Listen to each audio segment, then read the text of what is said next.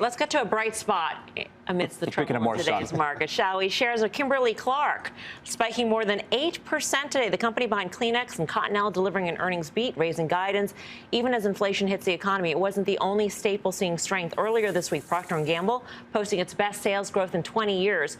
The real test, though, may come next week. Major consumer multinationals, including Coca-Cola, Whirlpool, McDonald's, could give more insight into pricing power, inflation, and the strength in the dollar. The Dixie, by the way, hitting a fresh 52-week high in today's session. Adam, you're looking at Pepsi.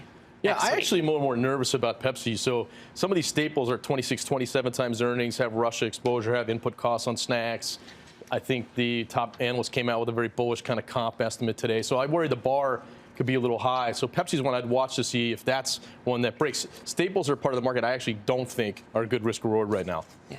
I think if you have to be long, then staples aren't a bad place to be. They are definitely expensive. There's no question about it. I just don't know that the valuation matters in the near term. If you go back to 18, 15, 16, they came into that with reasonably high valuations, still outperformed the market. So I think there are places to look there. I wouldn't want to pile into staples, but I do think it's interesting. But I'll pull a name off the board just really quickly.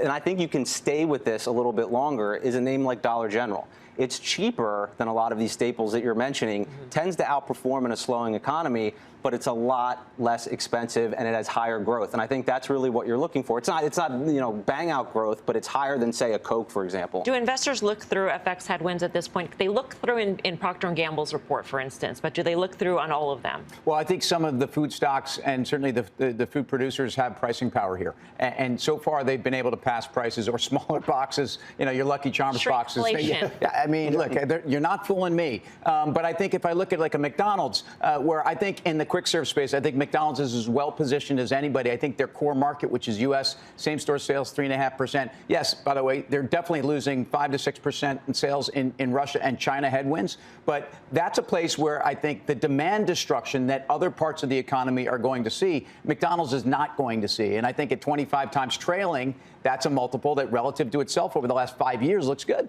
Yeah, I think this is an environment where you want to sell Wall Street and buy Main Street. So stuff like McDonald's, stuff like, for me, Campbell's Pork and Beans, CPB, that one I like as well. They have nice dividends. They are likely to get a boost. Even if the economy is somewhat weak, they'll probably still pay their dividend, probably still have some pricing power. So that's what you want to look for. I think underneath next week, something to focus on is the labor force U.S. or non-U.S. Because all the wage pressures are in the U.S. People aren't showing up to work in the U.S. more.